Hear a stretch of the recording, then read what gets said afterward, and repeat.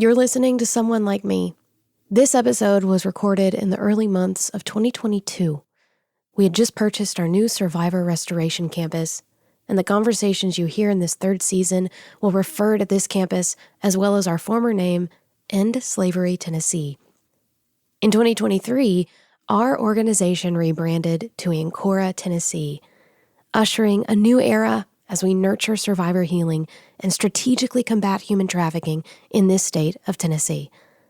Now, without further ado, we present Season 3 of Someone Like Me. Please enjoy.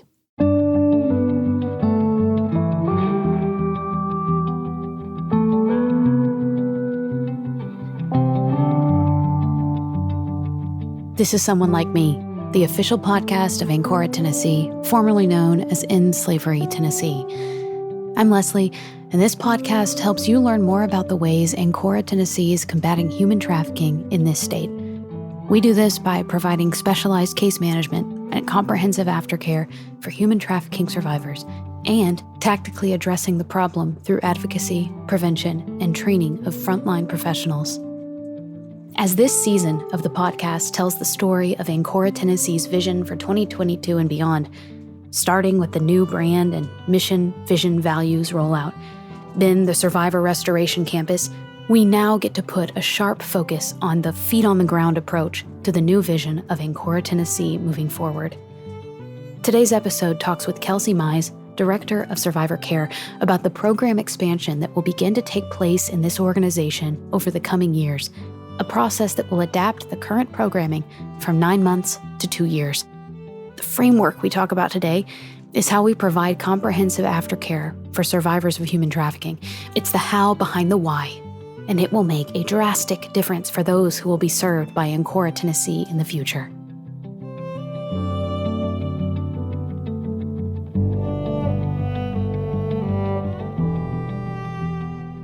Around the table, we have Kelsey Mize, who is our wonderful director of Survivor Care, who was on last season. And then we have Marissa, who works with our survivor groups. And we'll hear from her this season. And then Stacy, of course, and then me, Leslie.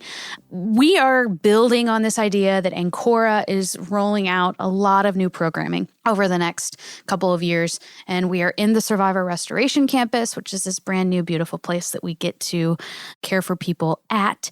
And so in our first episode, we talked about the new direction. And it puts a focus on housing and residential programming, which is something that we've had for a bit. But this is going to be amped up quite a bit. And Kelsey, you have been working on a huge program that is going to start rolling out. So this new framework moves us to a 2-year residential program from a 9-month non-residential program, right? Currently, our 9-month program is residential, but it is going to be adding a lot of different elements and a lot of different transitional pieces for the different needs of the survivors. So why go from 9 months to 2 years? Why is that time important? So when we kind of started this agency, the housing developed out of just a need. And so it wasn't super planned. It kind of was, hey, there's these survivors that keep showing up and they need housing. And so it started at just kind of 30 days. Can we find them housing? And then we realized, okay, 30 days is not long enough. Nashville housing market is insane. So then it started expanding a little bit more. And so the reason it's kind of at 9 months right now is it gives them a little time for getting into groups, programming, getting kind of safe and stable, and then looking for jobs. We are learning, though, that there is so many gaps and there's so much difficulty around finding jobs and finding housing that's safe. And so we really want to lengthen the program to be able to invest more into the survivors we serve and give them a little bit more time to develop the skills that they need so that they can be successful once they transition out. Yeah, that's great. So take us through what happens in a 2-year program. And you're in the midst of building this, right? So what will happen to these survivors in this 2-year program? So we are designing this that a survivor can access multiple points throughout the program. And so while we designed it to kind of start of somebody entering at the beginning and going through, somebody also might be able to jump in halfway through based on needs. But to begin, it's that crisis stabilization. So ideally, it takes about 30 days to get somebody to a place where they even know if they want to do a program.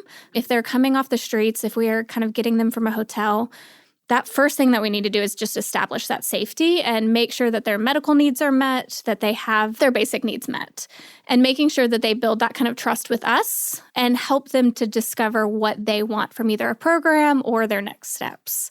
That second phase is our intensive outpatient programming. It's going to be trafficking specific so that we can really target some therapy groups. We can kind of get them some treatment to really establish some safety and stability in their journey. And we're going to be talking about that specific phase this season as well, and what intensive outpatient programming actually means, which is a really big phrase, but we'll get into it later, so keep listening this season. Okay, continue. Yes. The third stage is kind of our vocational readiness. So it's going to be a 12-week job skills and building up those things so that they're able to enter into the workforce and get really good jobs that they're able to turn into careers. After that, we have an independent living program that will be about 6 months where they just get to practice. So they get to practice what it's like to have a job, what it's like to have that routine, going to work every day, being there to support them when they might fall or they might have kind of bumps in the road as they're kind of getting adjusted to that life. And then the last phase, which would be a year, is that sustainable living. So getting them to a place where they are able to pay rent, where they are able to budget, where they have a job and a career that they are moving through, and they don't need as much support. So we're still here and we're still helping them with safe housing, but we are not holding their hand as much as we were at the beginning. Yeah, and I love that that's a full year because it provides a lot of space for support while empowering people to live their life. But we're here. And one of the big things that we saw is while a survivor is in our shelter, it is considered that they're homeless because they're not paying rent, because they're, living free with us. And so they were not having an established rental history when they were trying to transition out. And it was very difficult for them to get housing. So we are hoping that during this sustainable living period, they would pay rent to us. We would hold all of that money and give it back to them when they leave. So they have money for deposits and utilities and all of those things. But it allows us to establish a rental history with them. Yeah. So that when they do move out and they are going to apply for apartments, we can say, hey, this person paid on time every month. They were a great tenant. They did this, they did that. And it really helps them get the opportunity for a better housing option versus trying to go in without any kind of rental history or background. That's so holistic. That's the goal with all these programs is we really noticed that while we were touching a lot of these areas, so while we were providing housing and some of that crisis stabilization and job skills and therapy groups, we could do it better. We could provide more of that. We could really fill in gaps where we were noticing that hey, this is good that we're doing this, but we could do it in an elevated level. Yeah. So you're really breaking down some of the barriers that helped produce less recidivism, or yes, that's the word. That's a big word. Something else that you said that made me think about how people recover from, anything, and that is that it's not linear, and it can zigzag in and out of those different stages. And sometimes you need to go back to stage one, perhaps.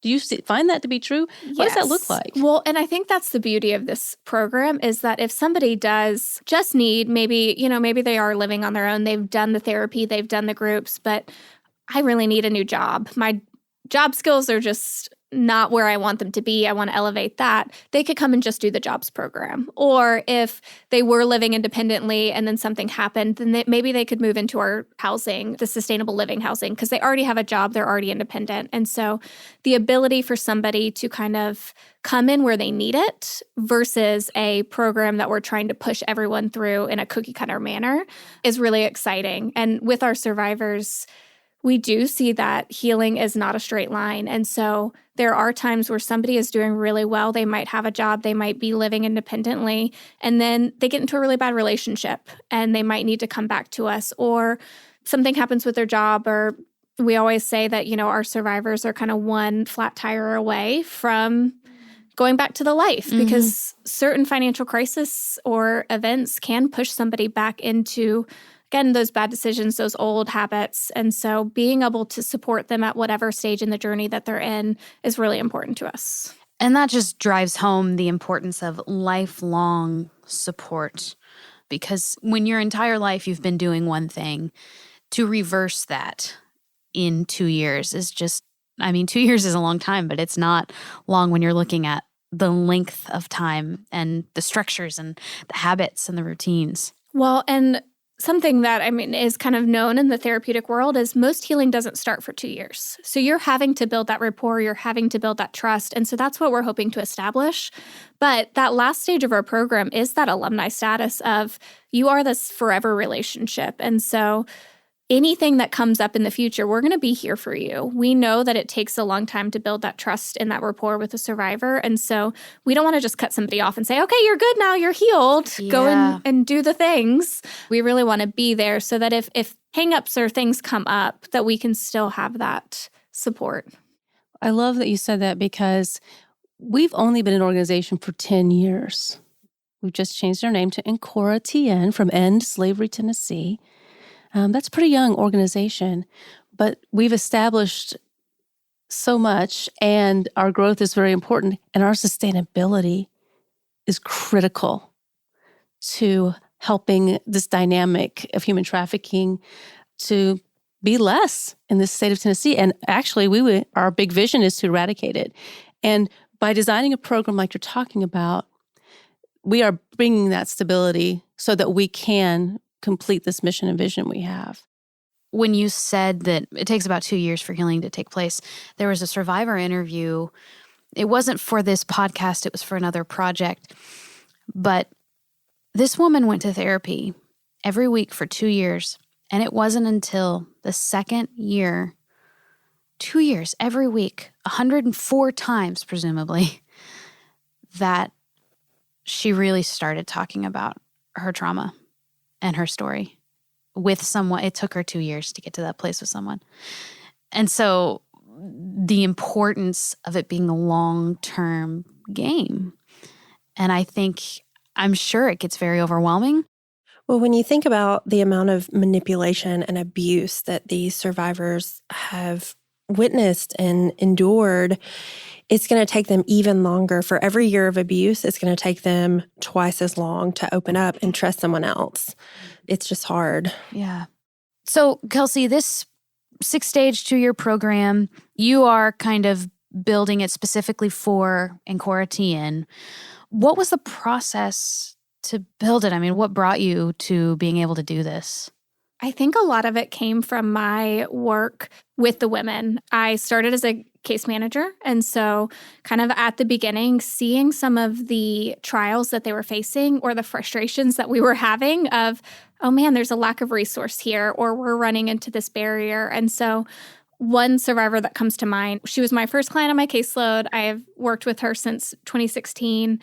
And have been part of her entire journey. And when she went to get a job, she was working at a little phone store that's not the best. And they don't do, background checks, and they pay under the table. And that was kind of why she was drawn to it, because she had pretty bad felonies and she wasn't able to access a good career or a good job. And so because of that, she's making, barely minimum wage. So it makes it very difficult for her then to go find housing because she can't really access great, stable, safe housing because the job that she's taking does not have a lot of opportunities for growth or forward mobility. And so frustrations like that of she is doing so well, she was growing and she was doing the groups, but yet it felt like there was always something in her way that kept her from succeeding to her full potential. And just that frustration of we could be doing more. There has to be more that we can do to set them up for success in the long run. You illustrate strengths-based philosophy in that story, which I know is one of our foundational ideologies.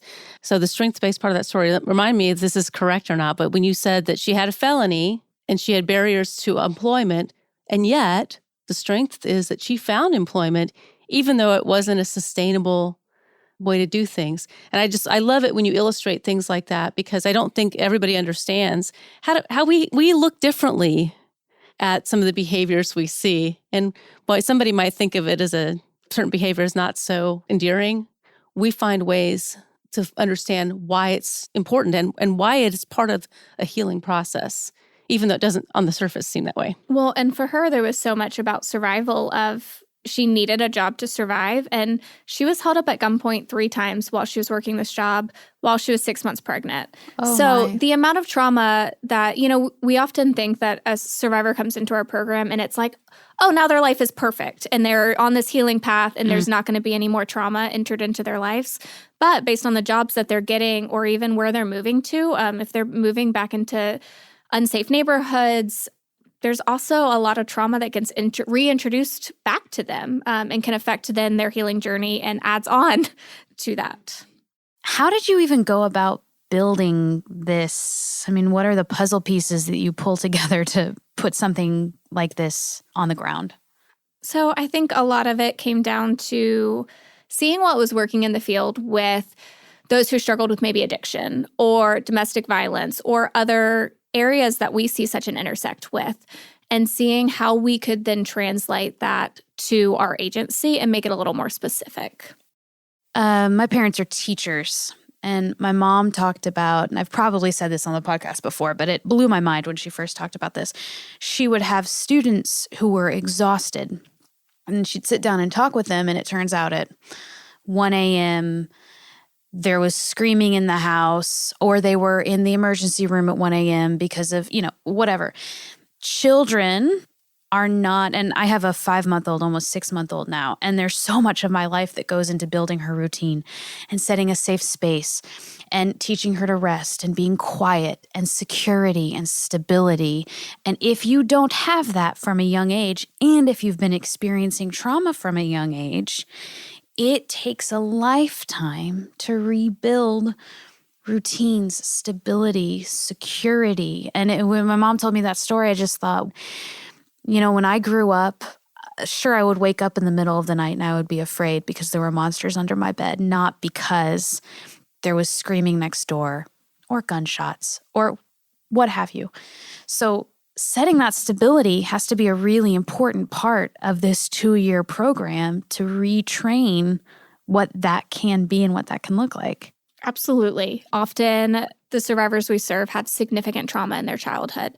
A lot of times we're seeing that they have sexual abuse starting at very young ages, and that kind of stunts their brain development and their growth. And so while we might be working with a 29-year-old or a 38-year-old, developmentally, sometimes they're kind of closer to a 12-year-old or an 8-year-old based on where that trauma was introduced into their life. And so we are having to kind of reparent them, help them really develop a lot of the structure, the emotional regulation, the coping skills that might have been something that was just kind of ingrained in us through our childhood that they've never experienced. And so that's another reason it's so important for this support throughout this kind of 2-year program to address a lot of those different areas that, again, might come naturally to us, cleaning your house, stuff like that they might have never been taught, and really helping them learn those really important basic skills. And just the incorporation of letting them know that growing and healing is a lifelong process. You can't get through all of that in 9 months, 2 years. And with this organization, they will have that support system for the rest of their lives. Well, the behaviors that our survivors have were their survival techniques. And so a lot of these things that they are unlearning are things that kept them safe for so long that it's very difficult to take those away, especially if you're not immediately replacing them with other options of safety. And look at the strengths that they are gaining through all of these traumatic experiences, the ability to adapt, the ability to survive. That is incredibly important and worthy of acknowledging. You don't want to just wipe it completely from their past. Right. It is remarkable to me how resilient these women can be. But even in their healing journey, I see them get so tired. Just this past week, I had a client who was like, why am I not better? Why am I not in a better place? And we had to break down how long she had been in that environment, and change doesn't happen overnight. Healing and change, growth, it's a lifelong experience. And just to look at how far she's come within this time, how long did it take you to get where you're at? That doesn't change overnight. But even seeing how exhausted she is and how she's trying and it's hard. Change isn't easy for humans in general, but she's not giving up. She's still showing up to all the groups. She's still fighting every day. And it's just amazing to me. Well, and by removing some of the barriers of like finances and jobs and housing, and by providing that safe space where they can rest, we're allowing them to be able to focus on that treatment, where if you do not have your basic needs met, you're never going to be able to rest. You're never going to be able to focus on those things. And so that's something that I love about our program is we're able to provide that space where we are meeting their basic needs so that they can focus on the other things that they need to focus on that would be difficult to if they were just trying to survive. We are in a campaign called Healing, Housing, Hope. And we want to make that a sustainable exercise always. So if anyone listening to this wants to invest long-term in the healing of our community, and if you don't think you haven't been affected by human trafficking, you're deceiving yourself, because we all have been touched by this one way or the other. And we all need to heal from it. And today's the day to begin that. We're doing something and we want people to partner with us, whether that is financially or learning. By listening to this podcast right now, you're learning about this truth. And we would invite you to do something about it and participate with us, because we all need to heal from this part of our society that's broken.